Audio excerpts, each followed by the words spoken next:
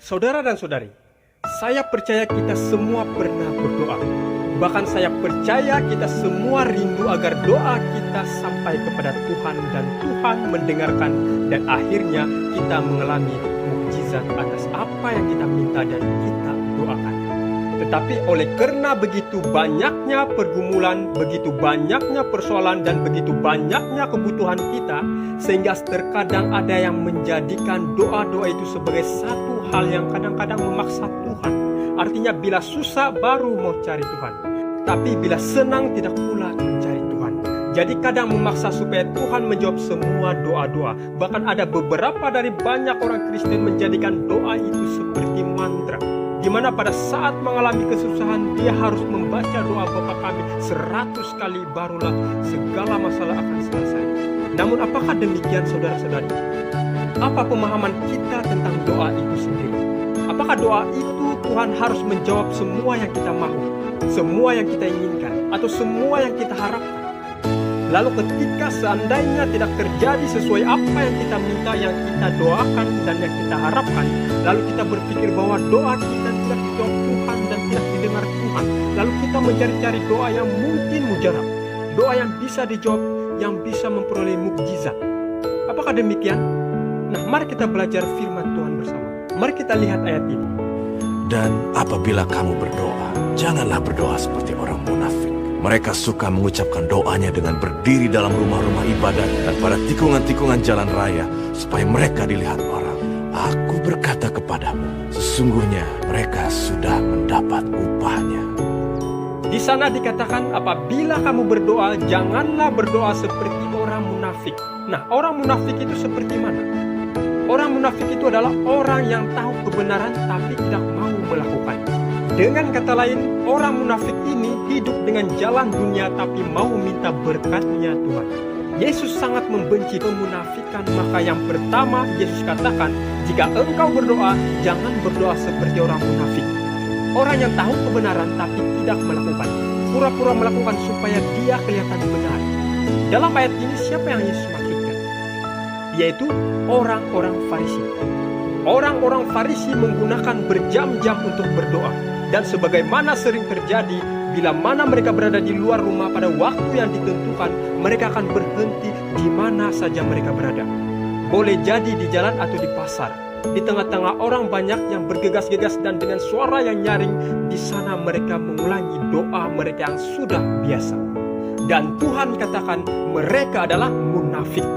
Lalu ayat selanjutnya dikatakan, Tetapi jika engkau berdoa, masuklah ke dalam kamarmu, tutuplah pintu, dan berdoalah kepada Bapamu yang ada di tempat tersembunyi. Maka Bapamu yang melihat yang tersembunyi akan membalasnya kepadamu. Lagi pula dalam doamu itu, janganlah kamu bertele-tele seperti kebiasaan orang yang tidak mengenal Allah. Mereka menyangka bahwa karena banyaknya kata-kata, doanya akan dikabulkan.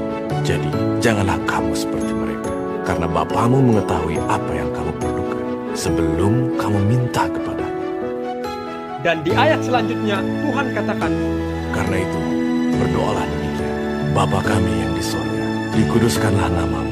Datanglah kerajaanmu, jadilah kehendakmu di bumi seperti di sorga. Berikanlah kami pada hari ini makanan kami yang secukupnya, dan ampunilah kami akan kesalahan kami, seperti kami juga mengampuni orang yang bersalah kepada kami. Dan janganlah membawa kami ke dalam pencobaan, tetapi lepaskanlah kami daripada yang jahat. Karena Engkaulah yang mempunyai kerajaan, dan kuasa, dan kemuliaan, sampai selama-lamanya. Amin. saudara dan saudari, kita sudah pasti sering mendengar doa Bapa Kami, baik dalam kebaktian maupun dalam doa keluarga, bahkan secara pribadi. Dan kita juga pasti sudah dengar lagu Bapa Kami dan sering nyanyi. Namun apakah kita hanya menyebut tanpa menyelami arti dari setiap kalimat dari doa Bapa Kami itu? Apakah kita hanya menyanyi dan tidak menghayati? Oleh itu mari kita lihat arti di setiap kalimat atau ayat dalam doa Bapa Kami ini, agar bukan saja sekadar dihafal, tapi juga dihayati dan diselami dengan kesungguhan hati. Mari kita lihat setiap kalimat. Dikatakan, karena itu berdoalah demikian, Bapa Kami yang di surga, dikuduskanlah namamu. Saudara dan saudari, Yesus mengajar kita memanggil Bapanya Bapa Kami. Yesus tidak malu memanggil kita saudara-saudara.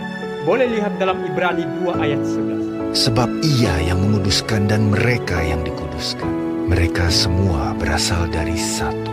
Itulah sebabnya Ia tidak malu menyebut mereka saudara. Hati juru selamat itu begitu sedia dan ingin sekali kita sebagai anggota-anggota keluarga Allah. Sehingga dengan kata pertama yang harus kita gunakan untuk mendekati Allah, Dia menetapkan jaminan hubungan ilahi kita, yaitu Bapa kami.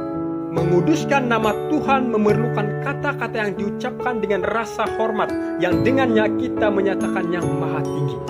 Sebab Engkaulah ya Tuhan yang maha tinggi di atas seluruh. Engkau sangat dimuliakan di atas segala Allah. Lalu dikatakan, datanglah kerajaanmu, jadilah kehendakmu di bumi seperti di surga. Perlu kita ketahui bahwa Allah adalah Bapa kita, yang mengasihi dan memelihara kita sebagai anak-anaknya. Dia juga adalah Raja Agung dari alam semesta. Kepentingan-kepentingan kerajaannya adalah juga kepentingan-kepentingan kita, dan kita harus bekerja untuk membangunnya. Kehendak Allah dinyatakan dalam aturan-aturan hukumnya yang suci, dan prinsip-prinsip hukum ini adalah prinsip syurga.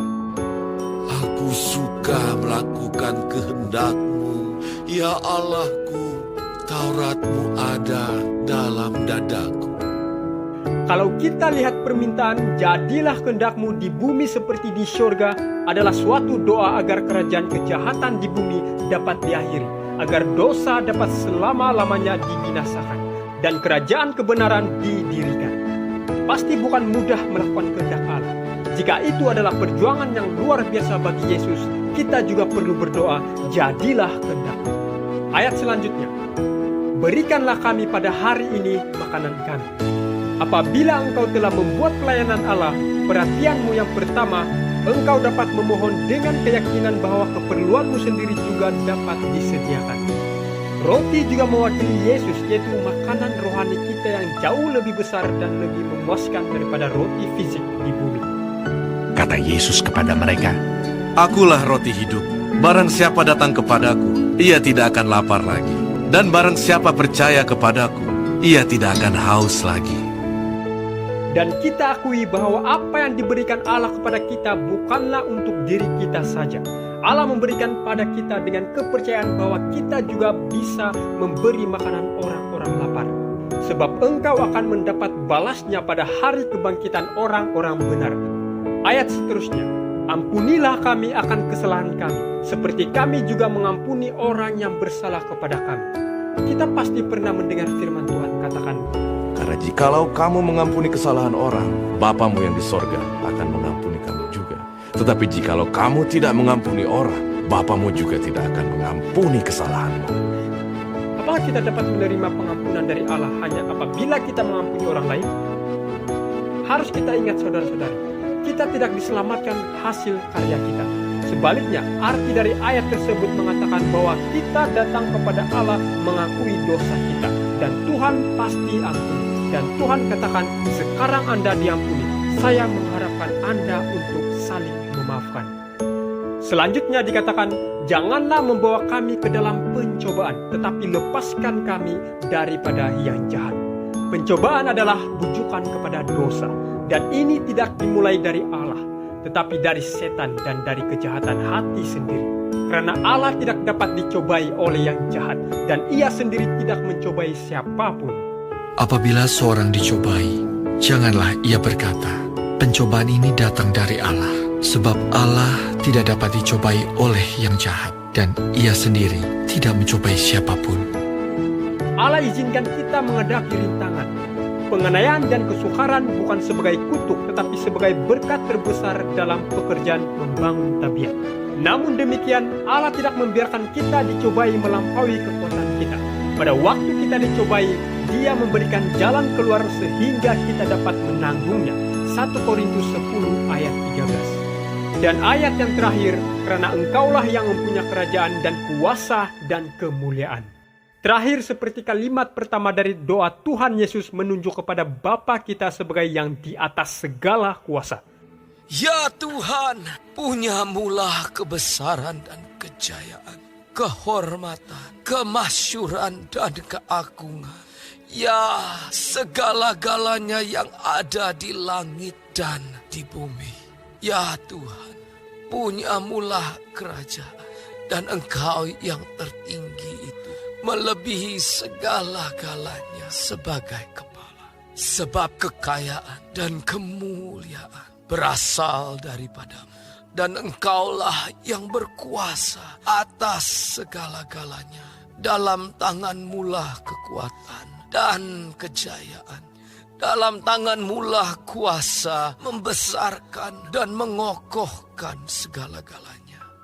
Saudara dan saudari, apakah saya dan saudara-saudari memiliki kebiasaan berdoa setiap hari? Banyak tokoh Alkitab yang memiliki kebiasaan berdoa. Antaranya, Yesus berlutut dan berdoa. Murid-muridnya berlutut dan berdoa. Paulus berlutut sambil memohon kepada Bapa itu. Ketika mengakui dosa-dosa Israel di hadapan Allah, Ezra berlutut dan berdoa.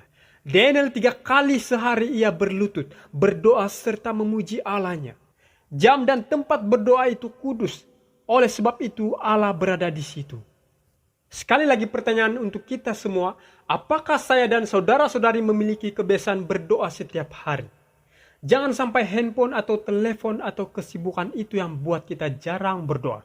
Jangan sampai terjadi ketika bangun pagi langsung buka handphone online atau bermain game dan bukan pula berdoa. Saudara dan saudari, siapa yang kita utamakan dalam hidup kita? Apa perasaan Tuhan? Tuhan merasakan begitu sedih ketika melihat anak-anaknya jarang berdoa. Saudara, mungkin Roh Kudus sudah berulang kali menginsafkan kita tentang hal ini agar kita rajin berdoa. Namun yang terjadi kita malah mendukakan Roh Kudus. Saudara dan saudari, teknologi tidak salah. Sekali lagi, teknologi tidak salah. Yang salah ketika kita salah menggunakan teknologi sehingga tidak ada waktu untuk Tuhan. Saya berdoa, semua kita yang sedang mendengar pelajaran ini memiliki kebiasaan berdoa. Nah, kenapa kita perlu berdoa? Mendekatlah kepada Allah, dan Ia akan mendekat kepadamu. Tahirkanlah tanganmu, hai kamu orang-orang berdosa, dan sucikanlah hatimu, hai kamu yang mendua hati. Semakin sering kita mencurahkan isi hati kepada pencipta kita, maka semakin akrab kita dengannya. Jam dan tempat berdoa itu kudus. Oleh sebab itu, Allah berada di situ. Menjadi seorang Kristen tanpa berdoa adalah tidak lebih daripada menjadi seorang yang hidup tanpa bernafas. Mendekatkan hubungan kita dengan Tuhan, doa adalah membuka hati kepada Tuhan sebagai seorang sahabat. Baik dalam kebaktian umum maupun kebaktian pribadi adalah kesempatan kita bersujud di atas lutut kita di hadapan Tuhan ketika kita mempersembahkan permohonan kita kepadanya. 1 Tesalonika 5 ayat 17, tetaplah berdoa. Semakin banyak berdoa, semakin banyak kuasa. Semakin sedikit berdoa, semakin sedikit kuasa. Tiada berdoa, maka tiada kuasa.